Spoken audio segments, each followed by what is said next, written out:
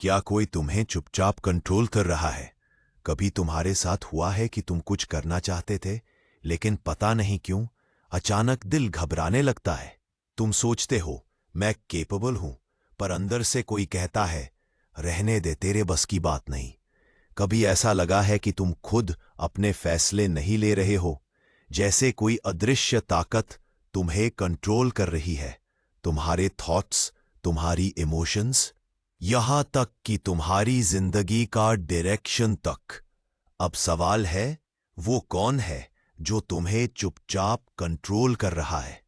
और जवाब तुम्हारे अंदर ही छिपा है। तुम्हें लगता है तुम अपनी लाइफ के ड्राइवर हो, लेकिन असल में तुम्हारे स्टीयरिंग पर हाथ किसी और का है।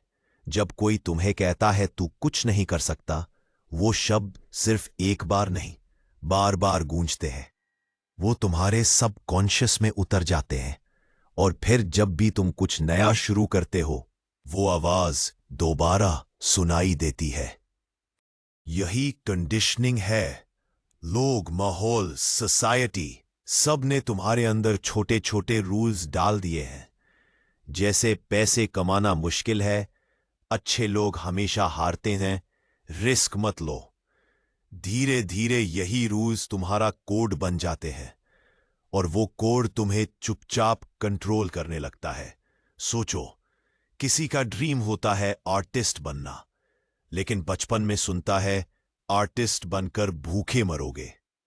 वो बड़ा होकर अकाउंटेंट बन जाता है, हर दिन जॉब में डल फील करता है, पर समझ नहीं पाता क्यों।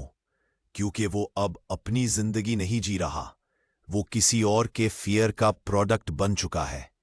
अब वो इंसान अपनी स्टीयरिंग खुद नहीं चला रहा, वो दूसरों के डाउट से प्रोग्राम्ड वर्जन है। और हम सब कभी न कभी उसी वर्जन में फंस जाते हैं। अब बात करते हैं असली कंट्रोलर की, तुम्हारा सबकॉन्शियस माइंड। तुम्हारा 95% बिहेवियर उसी से चलता है। वो तुम्हें सुबह से रात तक ऐसे डिसीजंस लेने पर मजबूर करता है जो तुमने कभी कॉन्शियसली नहीं चुने। जब तुम डर के कारण किसी चांस को छोड़ देते हो, जब तुम किसी को खुश करने के लिए खुद को नजरअंदाज करते हो, जब तुम रिस्क से बचते हो कहीं फेल ना हो जाऊं सोचकर, तो याद रखना, तुम नहीं, तुम्हारा सबकॉन्शियस पैटर्न फैसला ले रहा होता है। वो तुम्हें बार बार कंफर्ट जोन में रखता है, क्योंकि उसका काम है सरवाइव करना, ग्रो करना नहीं। अब एक और लेयर है एनर्जी कंट्रोल। कभी गौर किया है, कुछ लोग तुम्हारे आसपास आते हैं और तुम्हारा मूड खराब हो जाता है। कुछ जगहें जाती हो तो अजीब हैवीनेस महसूस होती है। ये सिर्फ इमेजिनेशन नहीं है। हर इंसान, हर जगह, हर थॉट एक फ्रीक्वेंसी पर वाइब्रेट करता है। जब तुम नेगेटिविटी में जीते हो, तुम उस वाइब्रेशन को अट्रैक्ट करते हो। धीरे धीरे तुम्हारी फ्रीक्वेंसी किसी और की एनर्जी से जुड़ जाती है, और तुम खुद नहीं समझ पाते कि तुम्हारा इमोशन तुम्हारा है या किसी और का। कभी कभी वो एनर्जी वैम्पायर तुम्हारे दोस्त होते हैं, कभी फैमिली, कभी वर्क प्लेस, जो तुम्हें इमोशनली ड्रेन करते हैं और तुम्हें खुद से डिस्कनेक्ट कर देते हैं। सवाल ये नहीं है कि क्या कोई तुम्हें कंट्रोल कर रहा है, सवाल ये है तुम कब ये कंट्रोल वापस लोगे। हर बार जब तुम डर पर भरोसा करते हो, तुम रिमोट सौंप देते हो। हर बार जब तुम खुद की आवाज सुनते हो, तुम रिमोट वापस ले लेते हो। तुम्हें आज से एक काम करना है। हर डिसीजन लेने से पहले खुद से पूछो, क्या ये मेरा फैसला है या किसी और के डर का असर? अगर जवाब किसी और का है, तो उस थॉट को वहीं खत्म कर दो, क्योंकि तुम यहां किसी और की स्क्रिप्ट जीने नहीं आए। अब बात करते हैं उपायों की, सॉल्यूशंस, जो तुम्हें इस अदृश्य कंट्रोल से आजाद कर सकते हैं। बात सबकॉन्शियस रीप्रोग्रामिंग। हर सुबह सुबह उठकर मिरर में खुद से कहो, मैं अपने फैसले खुद लेती हूं।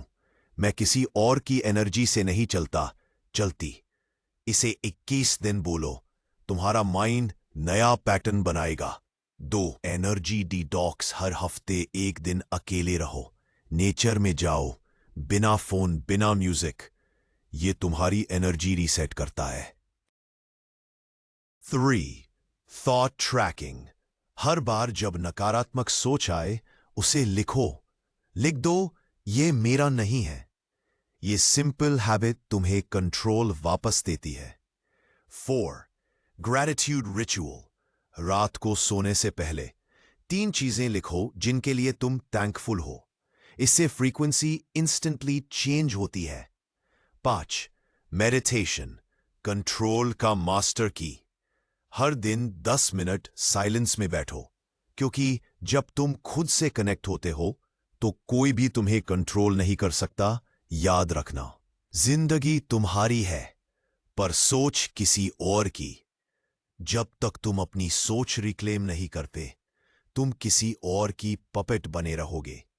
लेकिन जिस दिन तुमने ये समझ लिया कि मेरे अंदर ही मेरा कंट्रोलर है, उस दिन से कोई तुम्हें रोक नहीं पाएगा।